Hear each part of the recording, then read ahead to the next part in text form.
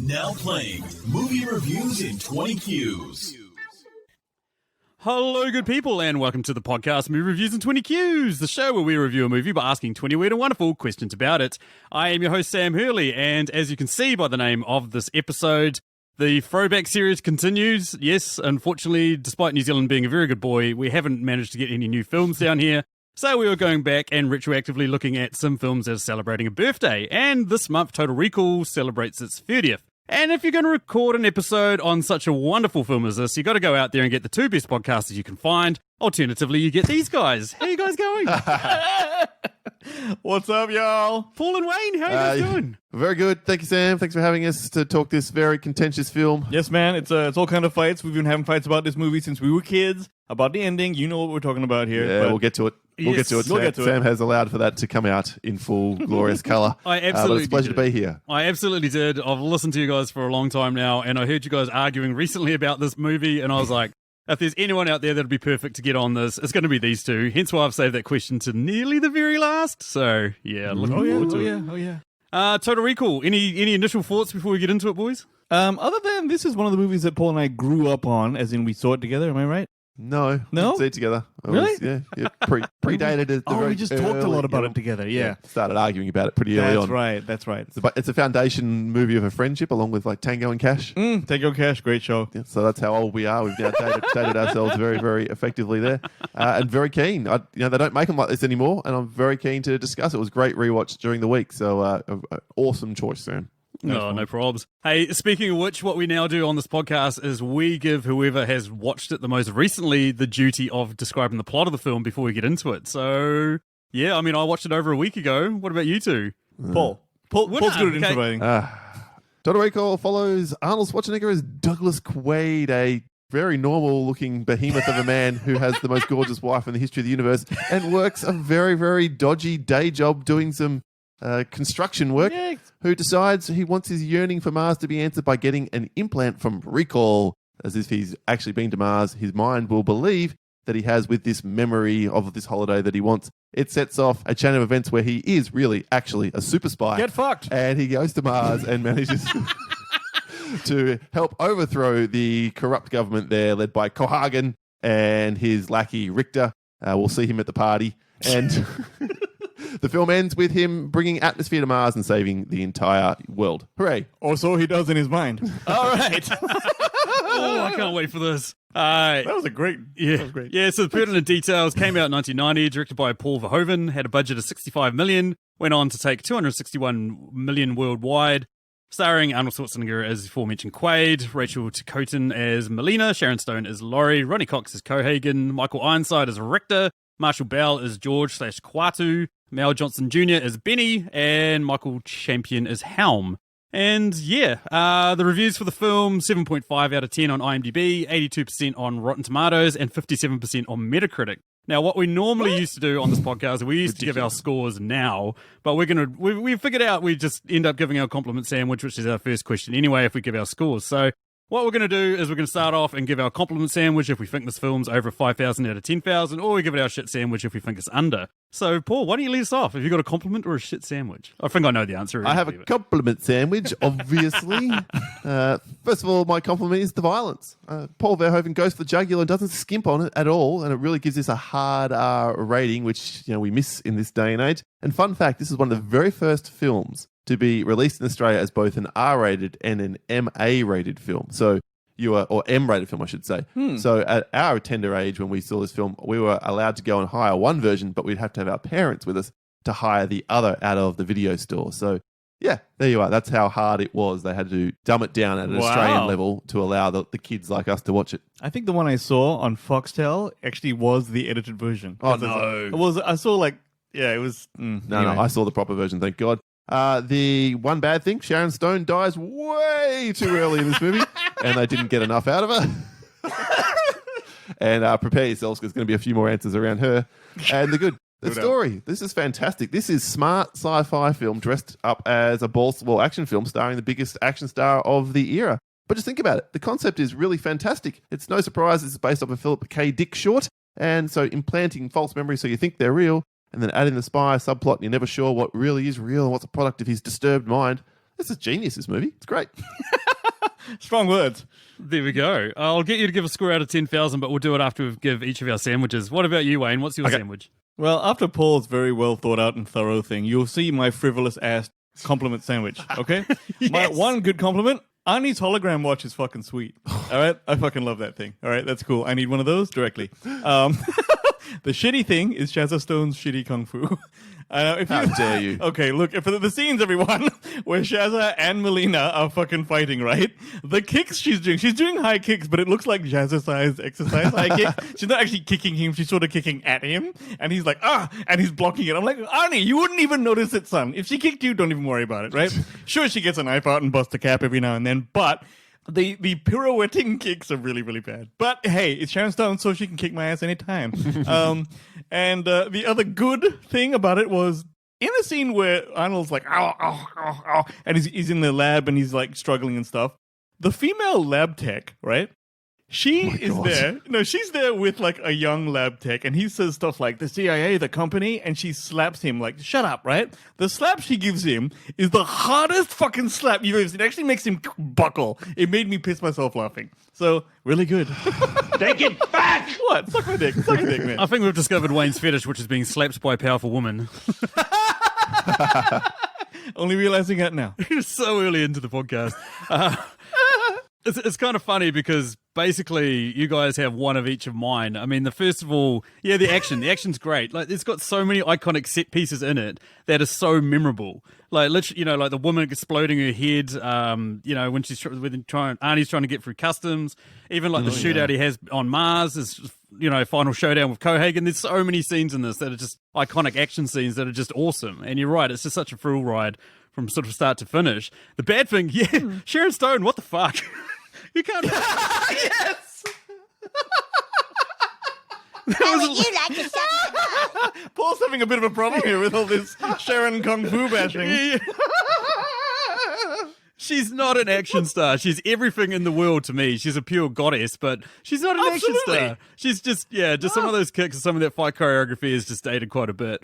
Look, it's great. At the time, I'm like, hey, sure, But now I'm like, It wasn't the best, but it didn't bother me as much as it bothered you it doesn't two. bother anyone. I mean, at the time, it's hard to be critical of it when all your blood has got like drained out of your brain and gone somewhere else. It's just like, fuck, look at her. You notice how few fake breasts there were in the fucking 90s? It's like just everyone's sort of like normal titties. It's great. All the money was going cocaine. Yeah, I understand. Makes sense. And then a final thing for me was like, this is one of Arnie's best acting performances. And it's the same reasons it's good is the same reason why Keanu Reeves is awesome in The Matrix. It's because you can totally believe he's this dim-witted idiot who has no idea what the hell is going on. Yeah, that's a good point. Yep. Yeah. And I just like it. Like we can actually see ourselves through Arnie as a character because he's just so entry level that it's just such a like good performance of his in the acting department. I just enjoyed it. And On board. And that takes us to our scores out of 10,000. Paul, why don't you lead us off? 10,000 reactors this week. 10,000 reactors. Not going quite as high as I have when I've been on the show before, Sam, but still well over the highly recommended love it mark. I'm giving it 9,123 reactors. That's a lot of reactors. Can you start the reactor, Wayne? I reckon it's I'm going to give it a clean 9,100. Okay. Like in that case, I'm going to give it 9,099. Nice. Okay. Pretty close. We're all within 24 reactors out of 10,000. Hooray. Exactly. Yeah, very close. Cool. And that moves us over to question number 2. What is it there, Paul? What item from this film would you want or definitely not want to be? Okay, I would not want to be the knife that went into Helms's dick. Remember the Thumbelina. yeah, she stabbed him in the dick. I'm like, that's not good at all.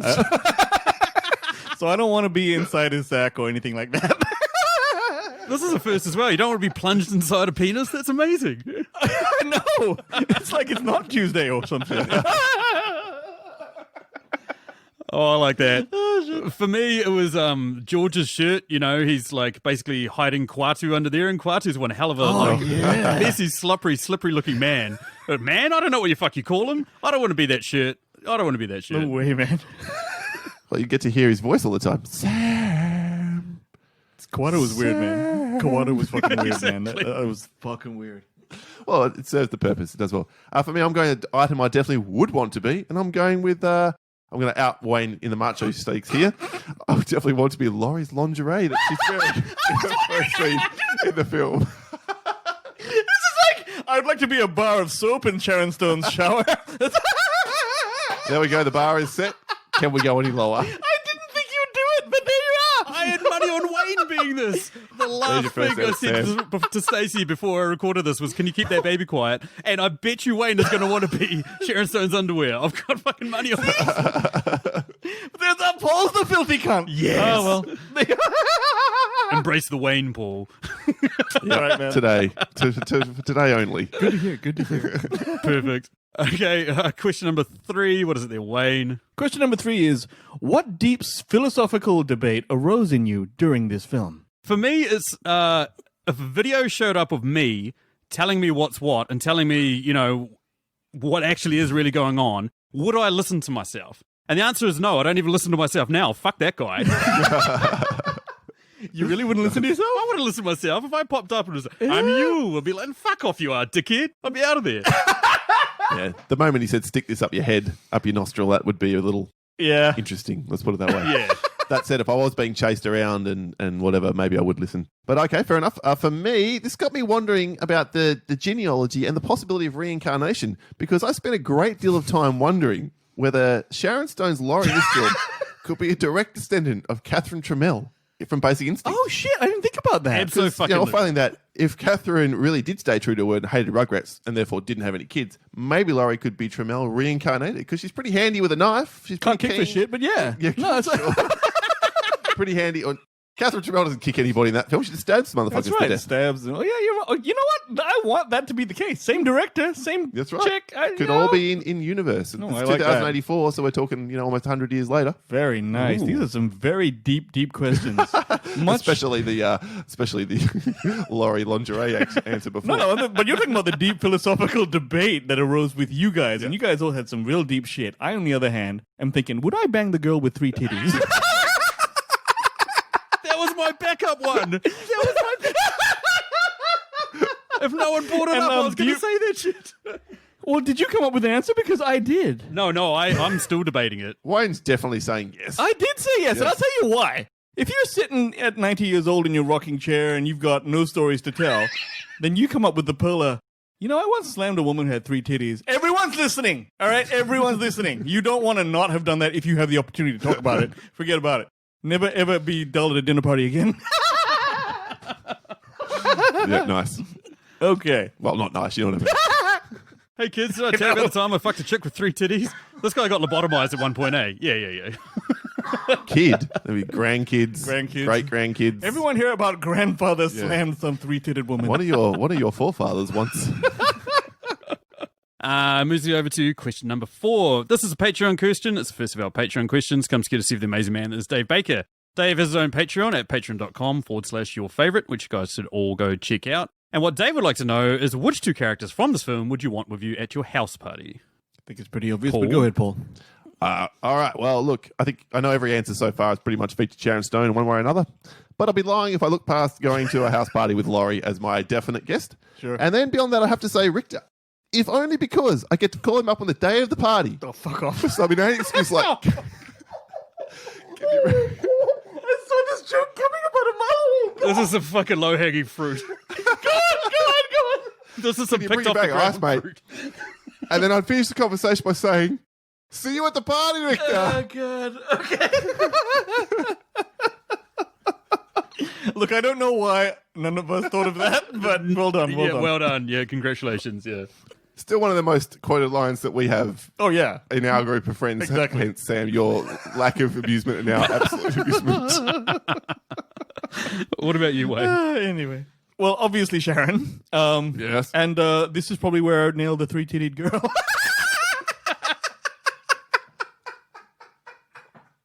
She's probably got a name. Damn. Oh, shit. Okay, there you go. Absolutely makes sense. No, Oh, shit. There you are. Yeah, I also had Sharon Stone. It come as a surprise to absolutely no one that's listened to our episode on. Fuck off, Paul! Sorry, Sam. Stepped on you there. Go, Yeah, please. because your fucking subword sucks. But yeah, anyone that's listened to our Basic Instinct episode would know that I have an equal amount of crush on Sharon Stone as these two. Nice. Yeah. The other one is Benny. I liked Benny. I thought he was cool. He had like a few stories. That and, motherfucker. you know, That traitorous motherfucker. He'll come up in a later answer, don't you worry. it's cool. He like says, you know, you have a fucking mutant. That's the type of guy I want him hanging out with me at parties, man. He's got great conversation starters. I actually have asked a lot of people that. You ever fuck a mutant? What? See ya. All right. I think Yeah, that's next question. Question 5. Yep. What film would totally hook up with this movie if it got the chance? Showgirls. Why? Well, it already knows the same director, so, you know, there's the friend link, and it's Showgirls. It's gonna fuck someone. It's definitely got towels. It'll definitely In a pool, probably, yeah. Definitely would. That's a good one. The one I went with is, I'm going to see if you guys remember this film, but this is also based on the Philip K. Dick novel starring the action actor of that time, which was the early 2000s. And it's the film Paycheck with Ben Affleck. Ben Affleck, yeah. I love that movie. Really? I saw it once. Yeah, is that the John Woo one? Yes, it is. It is a John Woo film. Yeah. No, I like that movie. But for me, it was like, I went through all the Philip K. Dick movies, and then I saw that one, I was like, I don't remember fucking shit about that. And then literally looked at the plot description as like, a guy who's lost his memory tries to work out, and I was like, oh, fuck yeah, that would totally try and fuck this film. Yep, that works. Absolutely. And I went with John Carter of Mars. What? Really? Yeah, because basically John Carter would want to fuck Total Recall so they could learn some tricks to actually apply it and make money next time around. Have you seen that movie? Yeah. Is it shit? Yep. Oh, really? Oh, it's a shit. Yeah. Don't care what B Dizzle says. It's shit. Anywho, that moves over to question number 6, which is also a Patreon question. This question comes courtesy of an amazing woman that is Emily Higgins that runs the Tasteless podcast.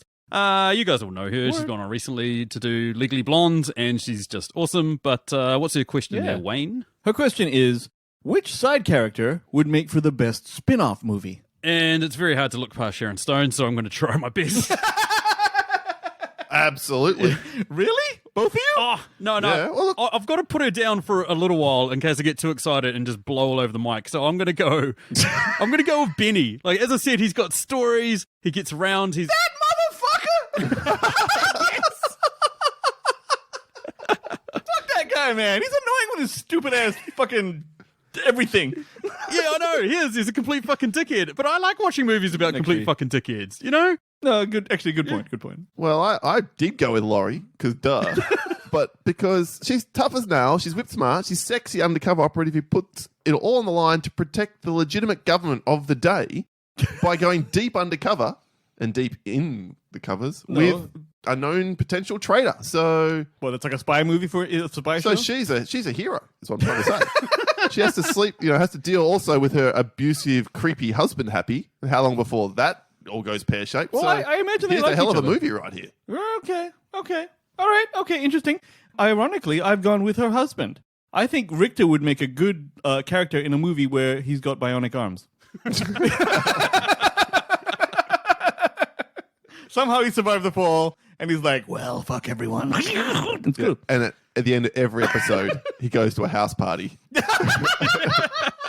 And somebody says, see you at the party. See, the Victor." writers are going to like doing this, because every show, it's like, well, we know it's going to end. Yeah. Exactly. Somebody's saying, hey, bro, can you give me a hand with this? Yeah, I can totally see that. That moves us over to our next Patreon question, which comes courtesy of Dan Brennick of the Netflix and Swill podcast, a podcast that covers all things Netflix related. You guys should go or check that out as well. He will be on an upcoming episode where we do a retro throwback of Independence Day because it's apparently his favorite film. Oh, yeah. And July's coming and it's celebrating its 25th birthday. So why not? What would Dan like to know? He would like to know, where would you have inserted Blink-182's song, All the Small Things, into this film? Well, when they rock up to the brothel and there's all those weird and wonderful mutants, including Wayne's favorite character. What? And the little person, Thumbelina, because, therefore apt. Probably wouldn't offend anyone, I'd say. No, it's good, yeah. Okay, for me, I would insert it right after Quaid, in that same scene, shuts down the dude who says, you got a lot of nerve showing your face around here, Hauser. And he says, look who's talking. Ding, ding, ding, ding, ding, ding, ding, ding, ding. That's it. That's just like a little moment. It's like, shut me down. Damn, small things. Boom. That's it. Okay. Makes as much sense as anything, really, for this question. It's a creative choice. Yeah. The one for me was like when they're going through the different personalities that you could be, like a millionaire playboy or a jock or whatever. Like if they said rock star and they just had like a little, like, I don't know, just slight little, I don't know, what do you call it, like a jingle of the song, that would have been enough. That would have been enough to get this in the film without ruining this film. So there you go. That's what I'm going with. Apt. Yep, that would work too. Awesome. Moves over to question number 8. What is it there, Paul? What character do you wish had gotten punched in the dick? Fucking Benny. Fuck that cunt. Yeah, you stole my answer. Okay. Smoke that I'll let dude in Sam the give you dick. first. Fuck yes. As much as I love him, I hate him. He's just, I don't know. It's the typical Kiwi way. We love what we hate sort of thing.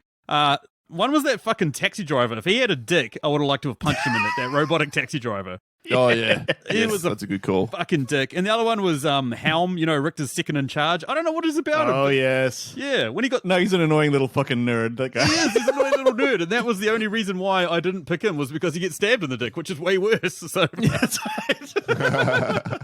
Yeah, I had Benny as well because, what he did was some not cool shit and he killed a lot of people as a result of his actions. And I still think, even though he went out pretty miserably, could have used a crack in the dick first. Just to remind him how uncool that was. Exactly. Very nice. Cool. That moves over to question number 9. What is it there, Wayne? What quote from this film would be the worst to hear straight after you finish having sex? This film is fucking full Sam. of them. I've got like about 7, but I'm trying to pick 2. I'm trying to pick what my favourite one would be. Oh, yeah, here we go. Use your head, you dumb bitch.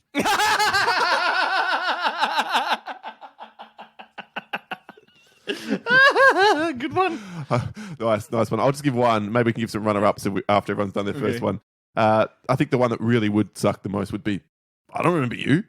I don't remember us. I don't even remember me.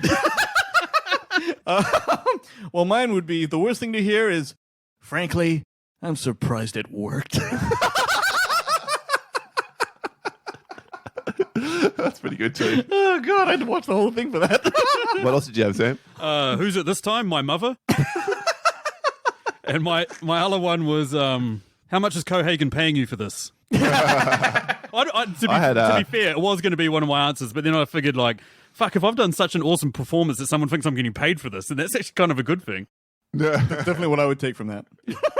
I had we hope you enjoyed the ride.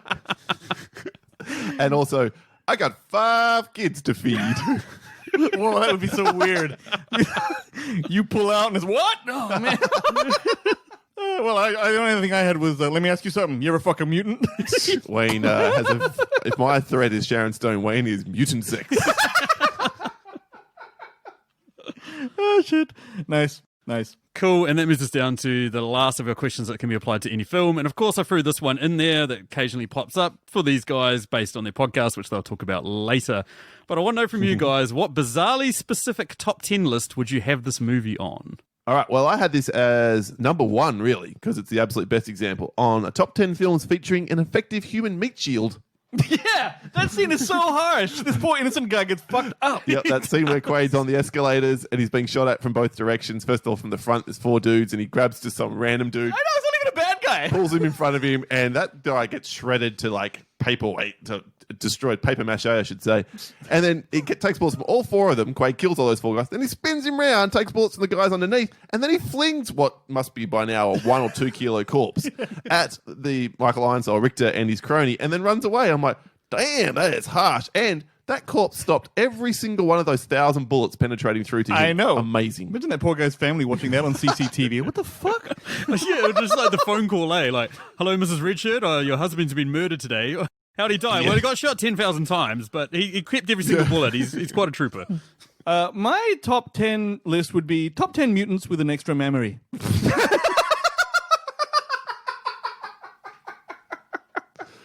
I said, could the bar get lower? I told It you. just I did. told you. By the way, that list is not 10 long. I can't think of a single nuller one.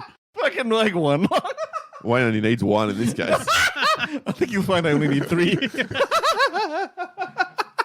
Did she pop up in the like remake or reboot or whatever it was with Colin Farrell? Was there a three-titted lady in that movie? I can't remember. Oh, good question. I'm not sure actually. If they did, they probably didn't show it because that film was PG-13. That's right, yeah. Less said about that, the better. My one's kind of riffing off. Moving on. My one's kind of riffing off a episode that you guys did recently where you did the top 10 ambiguous movies. This would be the top 10 ambiguous movies where I don't actually want to know what the ending is. So, for instance, is Deckard a replicant? Yes, I want to know that. Are they in a dream and Inception? Yes. But like this, The Thing, The Graduate, Space Odyssey 2001, there's some films where I'm like, I'd rather not know. Like, part of the mystery and the allure of those movies is actually just not knowing. I understand. Totally cool. Yep, got it. Yeah. And that moves us over to our personal questions. First up is Wayne. Hit us with them, Wayne. Okay. Replace the main characters of this film with the most suitable actor of the opposite gender. I'm talking about Arnie, Sharon, Richter, Melina. Go. Sam. I'll lead us off. I'm going to go modern day actors and actresses. So for Arnie, I'd have Emily Blunt. I love Emily Blunt, and we know she can do some good ass action movies. Sharon Stone, you want someone that's incredibly good looking, but somewhat has a hint of evilness about him. So hence why I'm going with Henry Cavill. Richter, same thing. You want and sort of a more mature actress that can also do action. So Sigourney Weaver. And then for Melina, you want someone demure yet sleazy, so I'm going with Chris Hemsworth. Yep, nice. I went with Charlize Theron would be Arnie. So same sort of reasoning as you had for Emily Blunt. Sam, I had Sharon would be... I love the way you got Arnie, Sharon, then Richter, then Melina. By the way, Wayne, you've gone with actors' names and the character names. Sharon or Laurie would be Ryan Gosling. Going to be super hot. Not bad. Richter would be, or Michael Ironside would be Angelina Jolie. Oh, I see. I think that would work there. And Melina would be Michael Pena because we need to emphasize how much hotter Rai is than him. We're going to cover that in an upcoming question about how we feel about all this. So very good. I'm good to hear you on the page. Mine was Arnie is Charlize Theron. Because I've seen her kick ass in that other... Same. Yeah, so very nice. Well done. Sharon was Chris Hemsworth. Oh. Yeah, because they're both as pretty as each other. Yeah. Yep. Melina is Jason Momoa because they look the same. And... I'm never going to be able to unsee that now. Holy shit. And oddly, Richter was Ruby Rose because... She's also actiony and mean and stuff as from her work in John Wick, but she's small. Yeah. She's not particularly, there you go. So yeah, odd list. Makes sense. Okay. All the women in both this Total Recall and the 2012 remake get in a catfight. That's Sharon Stone, Rachel Ticotin, Kate Beckinsale, Jessica Biel. Who wins and why? We all win, Wayne. We just throw some oil in and we win. Oh, geez. My answer is literally this. We do, and duh. That's why. Okay. And my third question is, the year is 2084. Just like in the movie. What is the one thing you want to have been invented by then? It could be tech, science, anything. It could be from the movie. It could be anything. Okay. Yeah, so, I mean, I've got to put aside all the normal ones that everyone would request, which is like a cure for cancer or diseases, a solution for famine or world peace, all that sort of shit. Yeah. I want calorie-free KFC. I want to be able to eat as much KFC without getting fat, without having to be greased up myself and rolled out the door frame. That's what I want. That's what I want. Calorie-free KFC. By the way, everyone, any of our international listeners are here, right? Sam and us just spoke before the show about how apparently KFC is the bomb in New Zealand. And I didn't know that. So, that is amazing. Wayne's travel itinerary has been updated for when the borders open. I'm telling you, man, it's over. It's on. Excellent. Okay, and for me, I had completely immersive VR. Proper immersive VR where going to any world therefore wouldn't require implanted memories, but just a couple of contact lenses and a couple of earbuds, and everything feels 100% real. Yeah. Well, I just want the TV wall. Okay, I want a wall that just turns into a TV. Hasn't got a TV on it. Right. Is in fact a TV because shit that appears from out of nowhere. It's very cool. The other thing that would be pretty Fair cool enough. would be a construction worker's job or a demolition worker's job that pays you enough to go out and get what is effectively an old person's cruise. You know what I mean? To have a nice apartment, to have Sharon Stone as a wife, to be able to afford to go on a Total Recall trip. And yet all you do is just smash up rocks all day. That's what I want. Yeah. It's because he's Arnie, isn't it? That's why he's got Sharon. Yeah. All right? I'm thinking Harry hasn't got Sharon at home. he's made it work. No, definitely not. He might have a Shazza. He's got a Shazza. He's definitely got a Shazza. Yeah. Cool. Okay, so it's over to me for my questions. Is that right? Yep. Sue? Sure All right, is. first of mine is number 14. If Total Recall is the chocolate in a tub of Neapolitan ice cream, what other sci-fi action films would be the vanilla and strawberry flavors in that tub, and why? Odd metaphysical question, this one, but I do have an answer. Vanilla is Basic Instinct. Yes! Because I like vanilla more than chocolate. That's my weird thing. My rationale's different, but I have the same answer. And of course, these are all my vanilla and strawberry are both Paul Verhoeven films. Yeah, me too. I bet you got the same answer. All right, so all right. Wow. Oh my god. So yeah, vanilla's Basic Instinct because I love it, and strawberry is Showgirls because I fucking hate strawberry. Nice. Excellent. Yeah, please, Sam. No, same. Like my first one, like the vanilla is RoboCop, which is obviously Paul Verhoeven as well. Oh, nice. But like totally it's happen. like it's a good film, but it's not anyone's favorite. You know what I mean? Like it's a bit vanilla. It's sort of Except Wayne's. except for Wayne. Okay, I take it back. I forgot Wayne was on this podcast. I forgot we got the one guy in the world that loves RoboCop. And then the strawberry is Starship Troopers. Because no one ever mentions it when they're discussing like the rivalry between chocolate and vanilla and all these other sort of sci-fi action films from the 90s. And like, True. yeah, it's a bit different and out there, and you sort of appreciate what it's going for a bit later. But, you know, it doesn't leave the same impression on you because you haven't experienced it a million times like so many of the other ones. So yeah, Starship Troopers. Nice answers. Boom. Mine, probably not as good by comparison, but vanilla is Basic Instinct, as I mentioned, because irony. Not bad.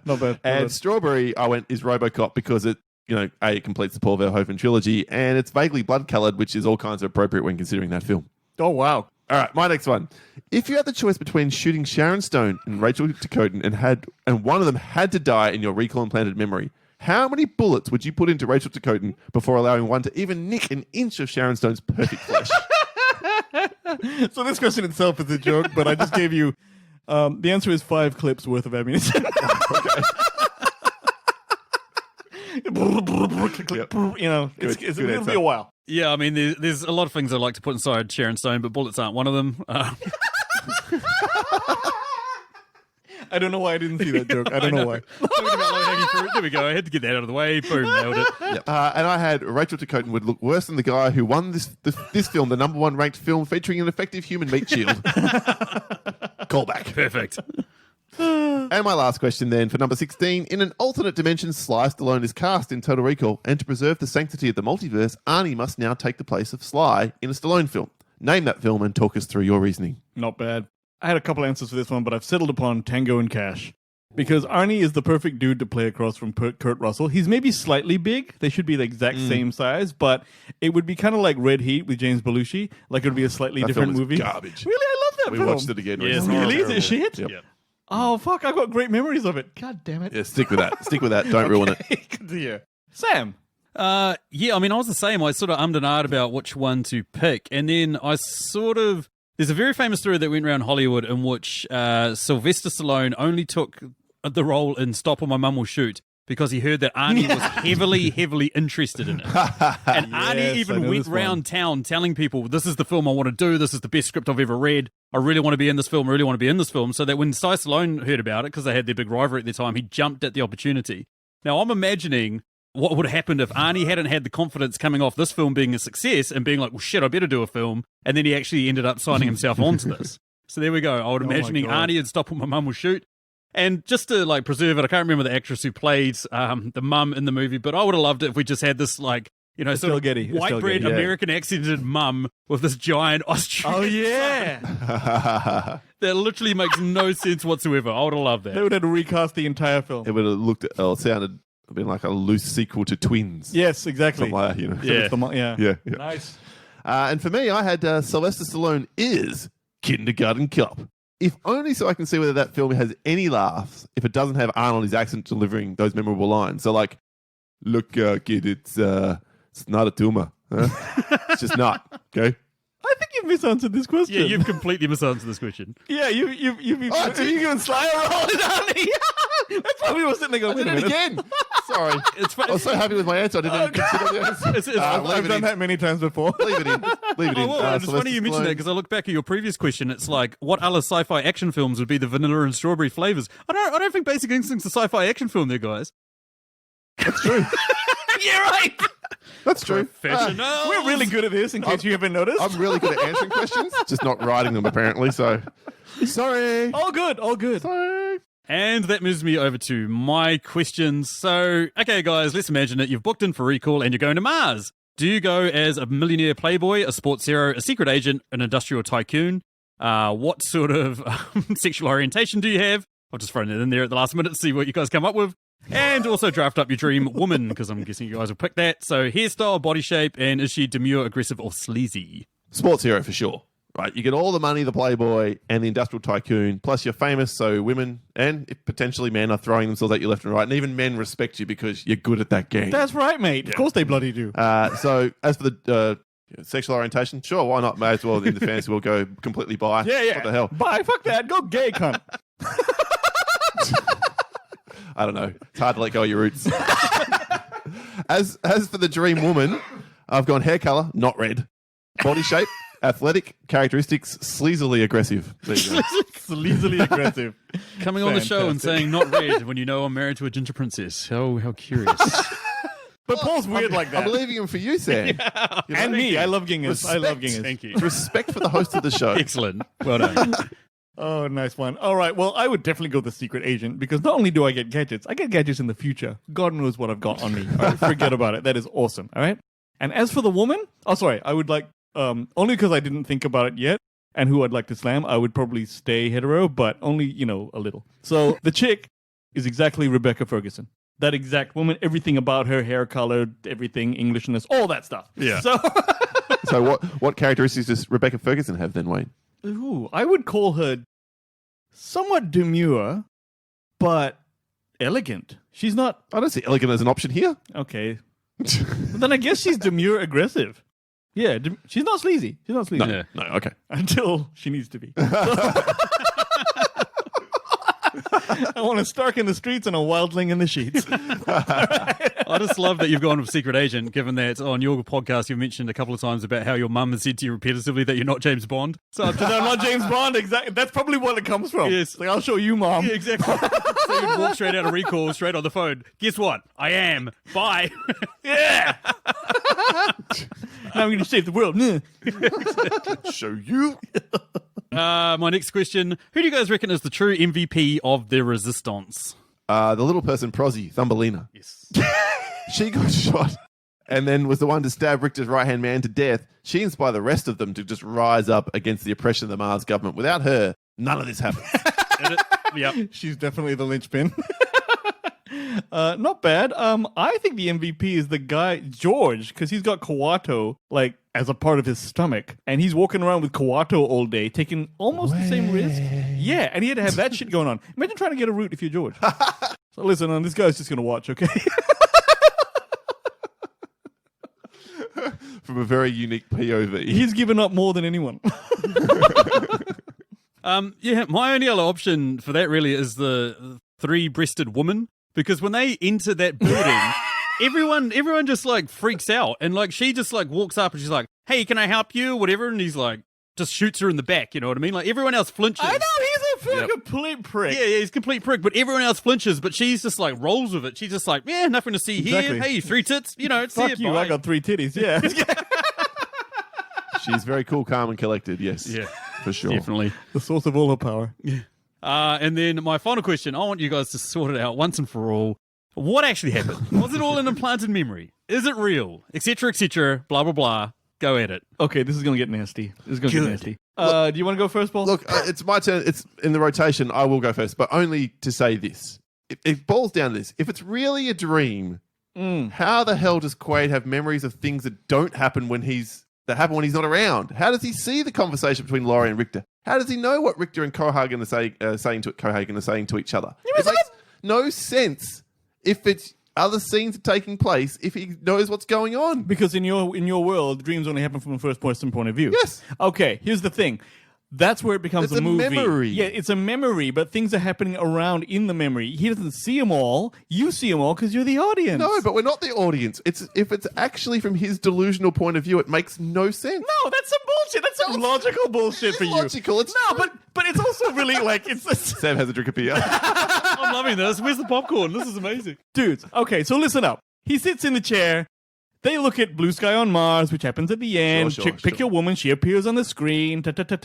Then everything they said would happen happens. The dream starts where he's like rah, rah, rah, rah, in the chair, and it ends at the very last frame. You never see him wake up. There are absolutely points to that, and in the end, what I did find was this: a literal quote from Paul Verhoeven. Ready? And I'm going to put this. to bed. It doesn't. Yeah, go on, please. Total Recall doesn't tell you whether it's real or it's a dream because it's literally supposed to be both simultaneously, not unlike Schrodinger's cat. It's really saying there's this reality and there's that reality and both exist at the same time, said Paul Verhoeven in a Canadian hotel room the day after the film screened at TIFF. Because you look at Total Recall, there is never a preference, let's say taken by me or the scriptwriter, to say this is really what he dreams about and this is the truth. And I wanted it to be that way, he said. Very nice, the stupid fucker. It's He's the man who made the film. That's a total cop no. out, man. He's saying that, and I would say that too. Okay, but what I'm saying is the argument I have is far stronger than the other So shit you one can that you've explain got. to me why he can see and know things that are happening when he's not there, then it does not make any sense. No. Because it's a movie is the answer, cracker. Anyway, all right. Yes. All well, the things you just said, because it's a movie. no, it's just give me. It's like a usual suspect. Anyway, go on. We could be here all night, Sam. Please, yeah. Oh, you what should you go on. guys do? This is amazing. Hot damn! Oh, hilarious. I'll just start resorting to the soundboard and then Wayne will get really angry. And then, Yeah. By the way, Sam, do you have an opinion on this? Do you have a take on this? Do you think it's one way or the Similar other? to like basically what I said before. I actually like the ambiguity. I like the fact that I don't know and I don't want to know. You know, I mean, yeah, it's Fair like when you enough. start seeing these explanations after the fact, and you're like, well, you know, that's just retconning. You know, is a term from the comics where they start explaining things that happened earlier that don't really, you know, match up. Or need to match up. It's just like just let it sit as a piece of art and let other people sort of interpret it how they are. So. Or how they want to. That's what we're doing. yeah, Disney stopped releasing shit about Rise of Skywalker. Cool, and that takes us down to our final question, which is also a Patreon question. And this question comes courtesy of the amazing man, there's Julio of the Contrarians podcast in which they rage against the Rotten Tomatoes machine. So they'll take a film that's pretty much beloved. So even this one, which is at 82% on Rotten Tomatoes, they would probably argue why it's rubbish and then sort of offer their, you know, true honest thoughts at the end. And what Julio would like to know is what is our most controversial opinion about this film? And I'm a little bit hesitant to ask it this week, Julio, given that Wayne's on this. But hey, let's see what happens. Well, in an effort to subvert expectations, my controversial opinion on the film is actually very technical and about the film. If you've seen this movie, you're going to go, what the hell? After I tell you this. Here we go. Ready? My controversial view or opinion is that this was not Quaid's first visit to Recall. When you see him and he's like, he walks in, he sees the girl with the nail polish and stuff, that wasn't his first time. He's been there before.